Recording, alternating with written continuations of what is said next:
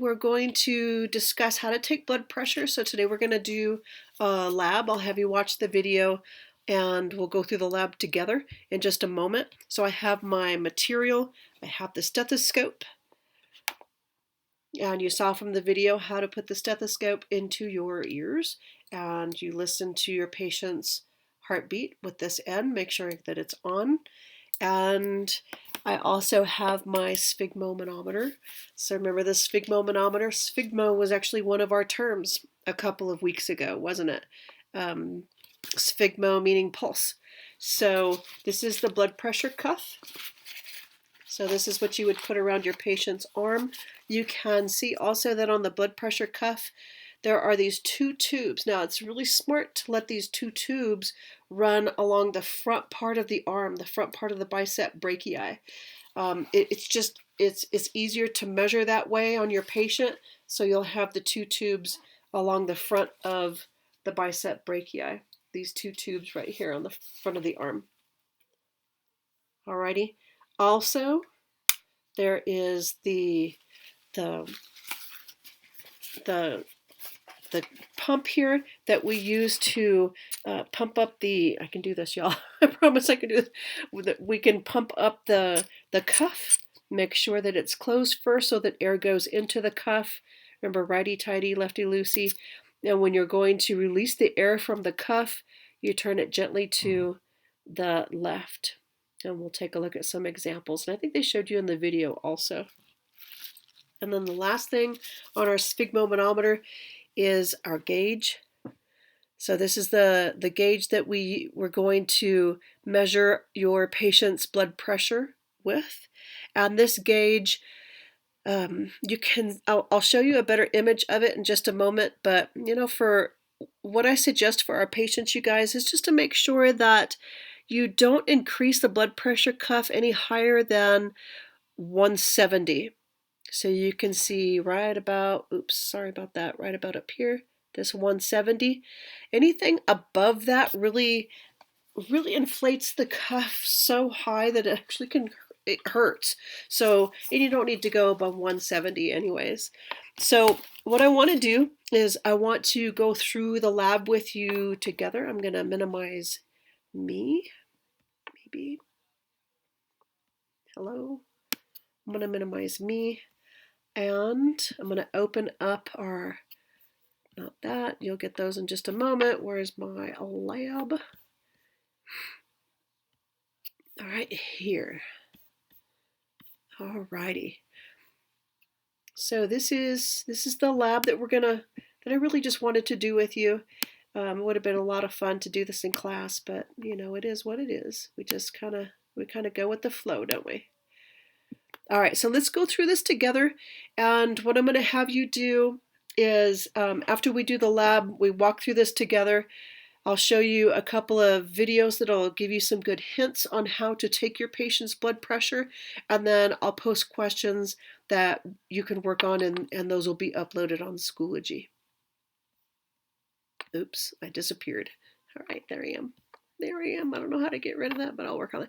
Anyway, so we're looking at measuring your patient's blood pressure. The heart is a pump that keeps blood flowing through the arteries and the veins. So we're blood pumping through the vasculature that we talked about, the arteries and the veins. And I disappeared one more time, but I will be back because I'm just kind of learning as we all do, okay? So the arteries and the veins, the pressure of the blood is not steady. Pressure surges with each heartbeat. When the heart beats, the blood pressure in the vessels is the highest. And remember that, I might as well just leave my little face on out of there. There we go. That the highest pressure of our vascular is actually going to be in our arteries, right? Remember what we said about the pressure against the blood against the walls of our arteries is at its greatest, its highest pressure in our arteries. It's lowest pressure in our veins because the blood is working back up into the heart. When the heart relaxes, the blood is at its lowest pressure. So when the heart contracts, that's high pressure because the blood is pumping out of the heart, and we know that the vasculature that takes the blood out of the heart away from the heart into the body, those are the arteries. So that's where we're going to find the highest pressure. I'm using my new mouse, by the way. Did I show you guys my new mouse? This is so cute. Oh my God, it is so cute. Oops, where did it go? You got to see my little, look at my mouse, you guys, if I didn't show you.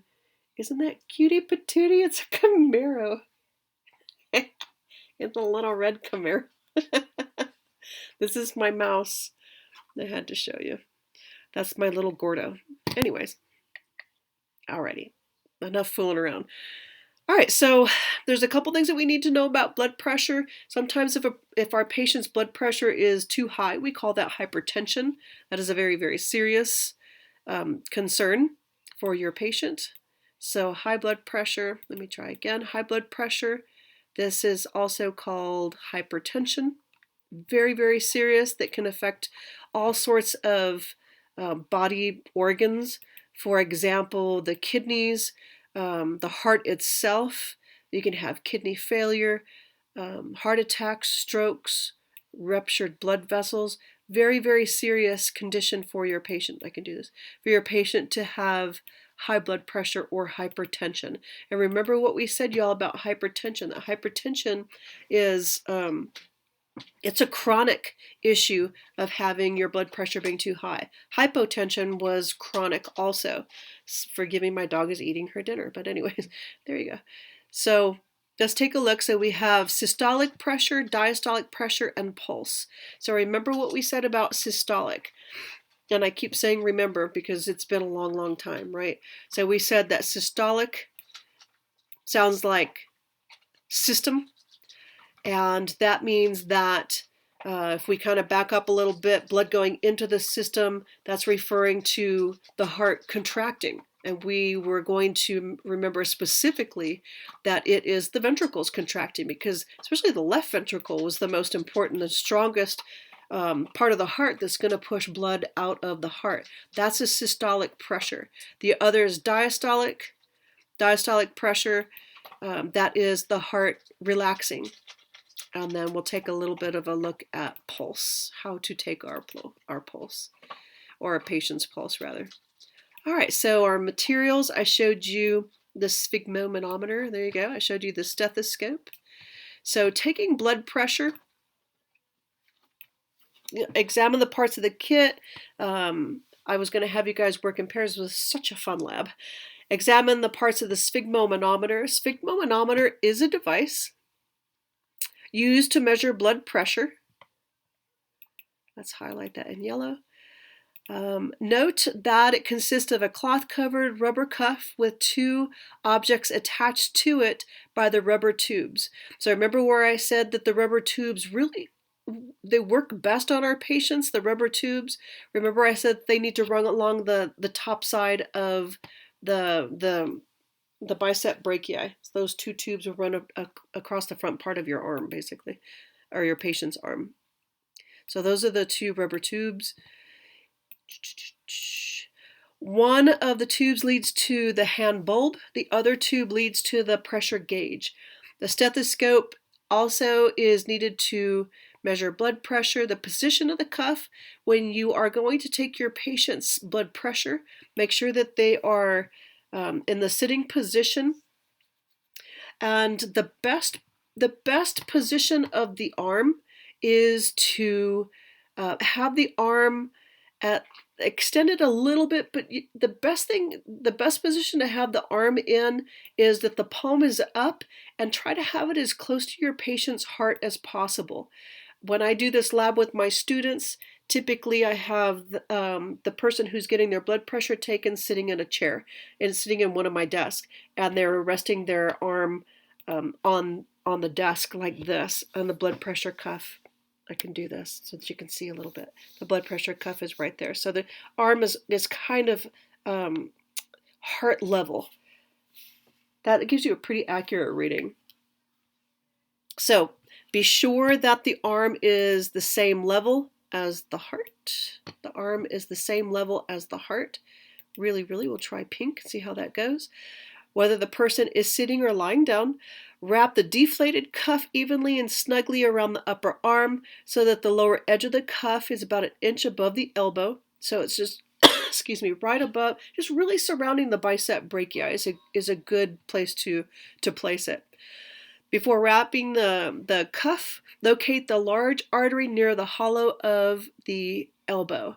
And remember that we called that the brachial artery. That's the one that we're going to measure because that's that's a very high pressure vessel. Inflate the cuff. Feel the pulse of the artery with your fingertips. Turn the valve of the bulb clockwise to close it. We're going to squeeze the bulb, and remember the bulb, you guys. So this is the bulb right here. And you're going to close it first and squeeze and inflate the cuff on your patient. And again, don't go any higher than 170 because it really starts to hurt after that. So you squeeze the bulb to inflate the cuff. And what's going to happen is you will feel, or if you're using your stethoscope on your patients on the inside of their elbow, you'll hear that you can no longer hear that. You'll no longer hear the pulse. You'll no longer hear the beating that's going through the brachial artery. And what happens is, let's see, until you no longer feel the pulse. When you no longer feel the pulse, you guys, if you've inflated the cuff, right? So you're not going to feel the pulse if you have your fingers maybe on the radial artery. You're not going to actually feel, or even up here, you're not going to feel the pulse. Again, if you have the stethoscope in and you have the head of the stethoscope here on the inside of the elbow, you're not going to hear that pulse anymore. What happens is that cuff is inflated so much that it actually cuts off the blood flow from the brachial artery. So that's why you don't feel a pulse, or you actually don't hear anything. And then you take the gauge all the way up at least to 170. Please don't go any higher than that. And when you start to deflate, where are we? I jumped as usual. I'm jumping all the way around. Cuff, deflate completely, and they're talking about just waiting before you do it again. So slowly deflate the cuff. Place the earpieces of the stethoscope in your ears flat, and the flat side of the stethoscope evenly and firmly above or over the artery. And then you slowly open the valve, turning the valve clockwise, and that's going to release the air from the cuff. So remember, you filled that cuff all the way up to where the little the gauge said 170. So now you're releasing the air slowly. And the best way to release that air, and this was usually the trickiest part of the lab, is you want to release the pressure so that it drops 2 to 4 millimeters with each heartbeat.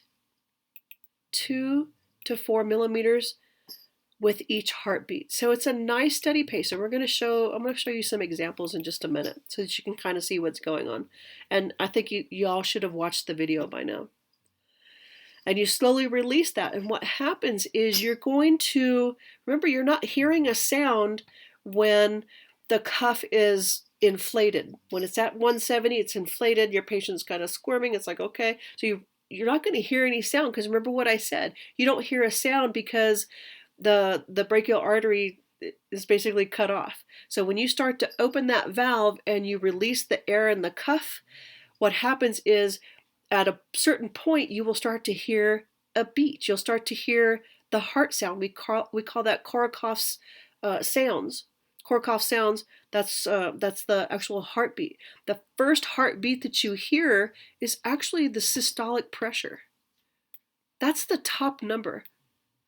So when we're looking at a blood pressure of 120/80, the systolic pressure would be the 120.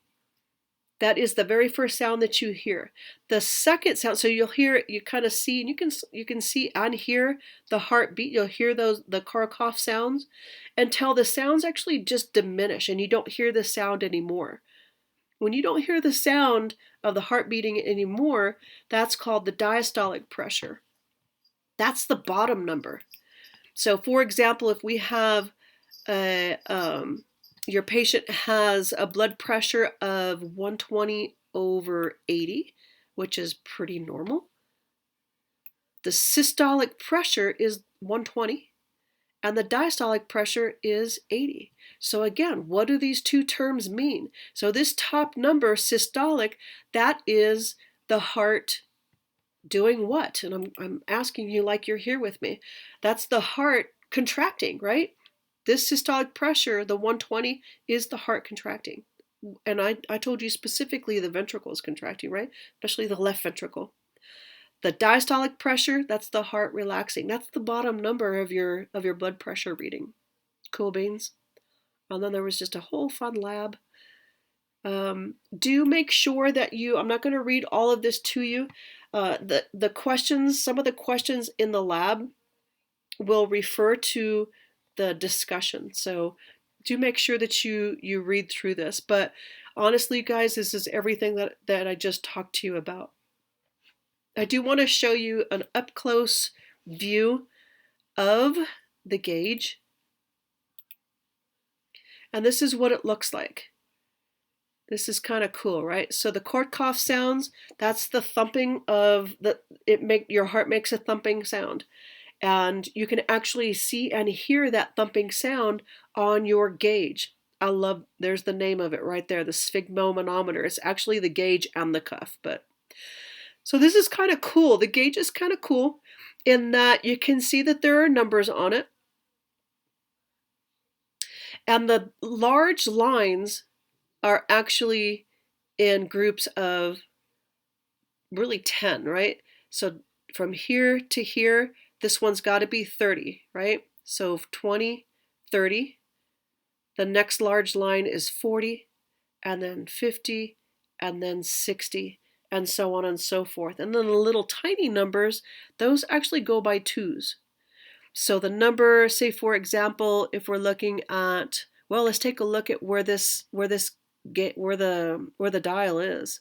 So this is 100. That means that this next big line is 110. That's 120. So this is 110. So the little tiny lines, 2, 4, 6, 8. So this is actually pointing to 108, right? And remember what I said, when you're doing a manual blood pressure reading on your patient, don't go any higher than 170, because that's when they start to squirm and cry out. That's not a good thing. It kind of squeezes the arm a bit. All right. So what I want to do, y'all, is I want to show you some examples of how to read the gauge on the blood pressure cuff. So I'm going to go ahead and I'm going to diminish this, and I'm going to pull up a video. Give me just a second. I'm going to pull up, hello, why are we doing this? I'm going to pull up, maybe not, maybe. All right, well, that's okay then. I'm going to pull up a video. I can do it like this, I think. There it is. All right, so what you're going to see, this is a pretty good example of how you would read the gauge after taking somebody's blood pressure. So what they're going to show us here is the blood pressure reading of a patient.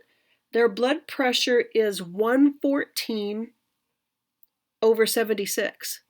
114 over 76. So the 114, that's systolic, right? That's the blood pushing to the system. What pushes the blood to the system? The ventricles, the left ventricle. So that is how the 114 represents how well the heart is pumping blood out of the heart. So 114 over 76 is 76 is the diastolic pressure. That's the heart relaxing. Okie dokie. So this patient, what they're going to show us, and I just found this online because I thought it was kind of cool. They're going to show us this patient has a blood pressure of 114 over 76. So what are we going to see? We're going to see this dial come all the way down on this gauge, and we're going to hear and see the Korthoff's sounds. We're going to actually see and hear the heart beating. It's really, really cool. So we're going to look for that first bump, or we're going to listen for that first sound, that first bump or pulse of this dial is the systolic pressure. That is the ventricles, that's the heart contracting. And I told you 114, right? So 100, 2, 4, okay, 110, I can do this. 12 and 14. So kind of keep your eye on this right here. This will be the point where you should start to see. If you don't see the dial bounce, you'll actually hear it. And it's going to keep bouncing. That dial's going to keep bouncing, and then you're gonna kind of not, you're gonna hear that it's gonna fade away. It's not that your patient's dying or anything. Hopefully they don't. But what happens is the blood goes completely back into the brachial artery. You don't hear the cough sounds anymore. So the bottom number, you just basically just stop hearing that pulse. You stop hearing those sounds. So I told you our patient was 114 over 76.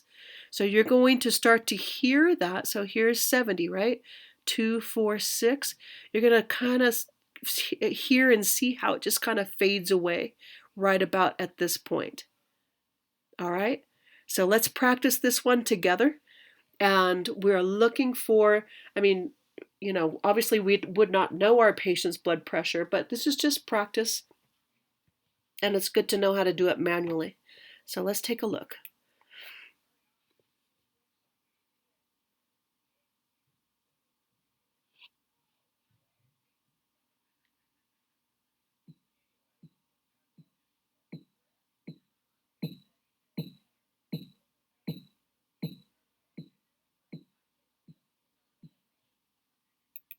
Ooh, isn't that cool? Did you guys catch that? That was pretty cool beans. All right. So hopefully you got the idea of how you would take your patient's blood pressure. And all right, y'all. So what I want to do with you next is that actually is my lecture for that is my lecture for the lab. So I went ahead and wrote up some questions for the lab.